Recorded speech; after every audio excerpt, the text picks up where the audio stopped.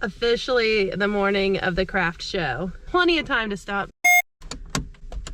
Plenty of time to stop for Starbucks before we get started, which isn't completely helpful because now we just have to carry everything in.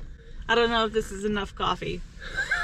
Probably just coffee number one. If it's your first time here, my name is Laura, and Oak Street Exchange is the process of me starting my own small business, usually at a booth at an antique store, but today we're at the Christmas craft show.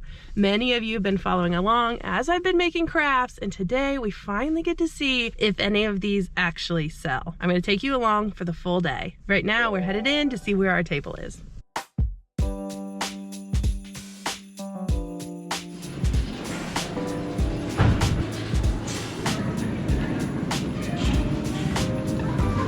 Excellent job. Yes. Okay, we'll just kind of line everything that way. Don't do that. That was good timing on the camera. We're realizing very quickly we might have less experience than everyone else who's here at 7 a.m. You are the driver of your own car. Great job, Addison. Jumping in before we get too far into the video to introduce the team. First of all, we have Courtney, who volunteered to do anything day of the craft show as long as we didn't require her to make any crafts. We were so lucky to have her to help carry everything in and help get set up. Then we have Addison, who helped design the booth and was our accountant for the day. And Kristen, who's the other half of the crafting duo and roped me in to this whole thing. Her and her husband own Grassroots Market, where we did the booth tour at the antique store a few weeks ago. Okay, back to the craft show.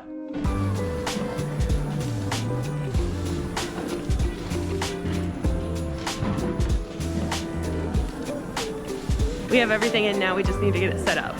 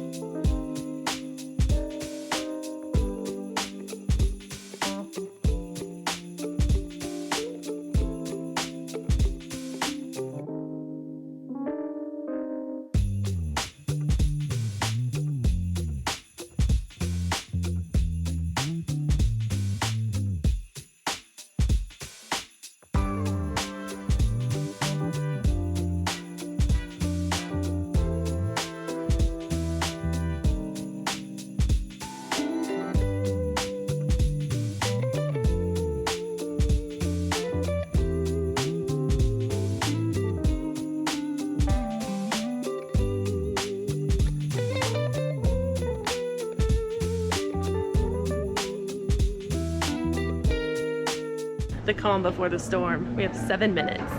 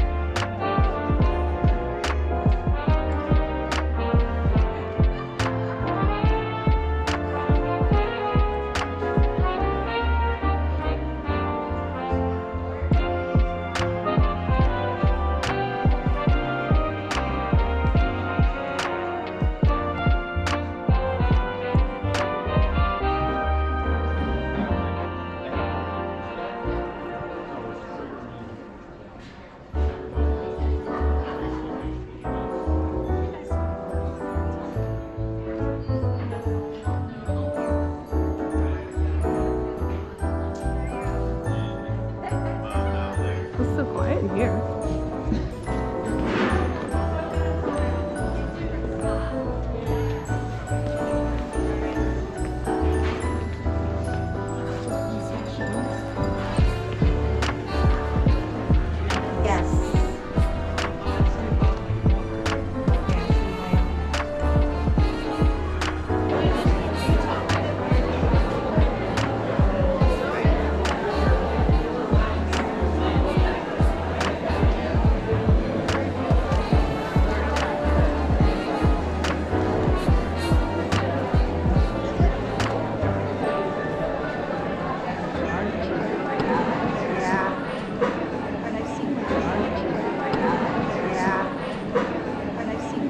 Luckily, as the craft show was starting to wind down, I was able to make a lap around the building just to see how many booths there really were and all of the interesting things.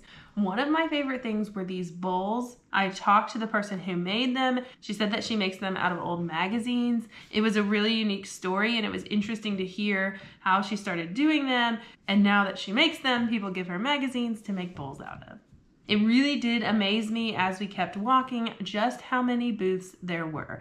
The paper said there were 200, but until you see all of them, it's really hard to kind of put that into perspective.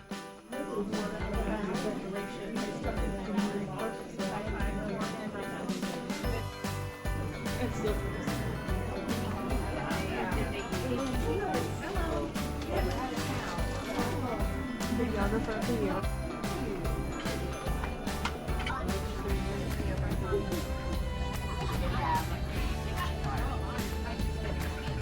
Just no popcorn. We are down to the final 30 minutes, but at least now we have popcorn to wait until we pack up. 3:04, it's time to tear down. Oh yeah, for sure.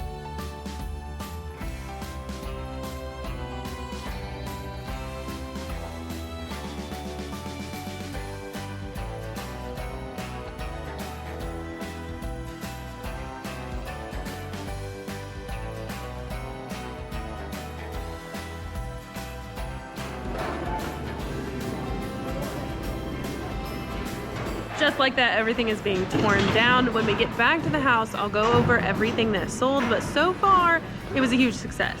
It was a little slow on sales, but in the last couple hours, I actually pulled through, had a few people stop by, which was really fun, and moved through a lot more stuff. It's been a few days since the show, and I want to go over everything that sold and a few things that I thought would sell that didn't. First of all, the thing that went over the best were the trees. My bestseller were Bottle Brush Trees, the ones that you saw me make in the video. The larger doorknobs did better, and Kristen made a few with different weights on the bottom, and that was a really good idea because people mixed and matched those trees and put it together to make their own arrangement. The other trees that sold so well, Juniper. The other trees that were a huge hit were the yarn trees that Kristen made. She put these on top of wood candle holders. It looked awesome. As soon as I saw them, I expected that they would be a huge hit, and I'm so happy that people scooped them up throughout the day. The next thing that was a huge hit were the ornaments. Kristen had gotten these trees and gnomes. The gnomes drew a ton of attention, and a lot of people bought them. For me, I sold a few of the cone ornaments, but the hoops got a lot more attention and the Scrabble letters. On top of that, we had a few Cricut items like these hand soap dispensers and some signs. People seemed to really like those, and quite a few sold. I did sell one of my little nutcrackers, but I was shocked that more of them didn't go, especially the bigger ones. I did have them priced at $15. Maybe that was too expensive. The smaller ones were only $5. but I had quite a few of them because I thought they'd look really neat mixed in different Christmas decorations, and people just didn't buy them. Other things like the sleds and the window, I did lower the price on those halfway through the day. By the end, I had the sleds at $55 and the window at $45, but a lot of people pointed them out. I think those are things that people at craft shows look at and get ideas so that they can go home and make them. I think that that's kind of common for a lot of things, and I definitely don't take offense to that. I'm happy that people liked them even though they didn't sell. I did sell one of my fabric cones and one of my stencil signs, but I was surprised that none of the wreaths sold. One of the small hoops that said "Joy to the World" did sell, which is awesome, but I'm surprised that none of the others sold. Being that it was my first craft show, it was just interesting to see what drew people's attention and what they kind of looked over. I had multiple people mention that they liked my snowman spools. One person did buy one. I was also surprised that none of the ball jar snow globes sold, and I absolutely love those. So much so that I'm keeping one for myself, but I also understand that it was a craft show and not the antique booth, so I can see how that was kind of made for a different audience. I was really lucky to have a few friends stop by, and of course, they got to pick up a lot of Christmas presents, and that is awesome. And it was fun to see people that I knew. Overall, I probably didn't make as much money on the craft show as I expected, but it was a really awesome experience. It's the first time I've ever done one, and I've thought about it for a few years, so it was really neat to get the chance to just kind of dip my toe in. We ended up with kettle corn, as you saw, and this little silhouette for Juniper.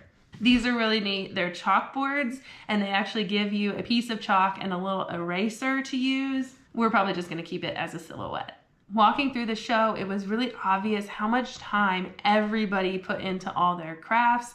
I'm really lucky to have another place that I'm gonna be able to sell them this year. So you can look forward to seeing those in the booth very soon. Thanks for following along on my very first craft show and subscribing to this brand new channel. We'll see you next time.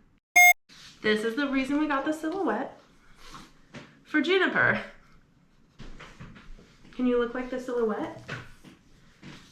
Oh no, you need a toy. Hey.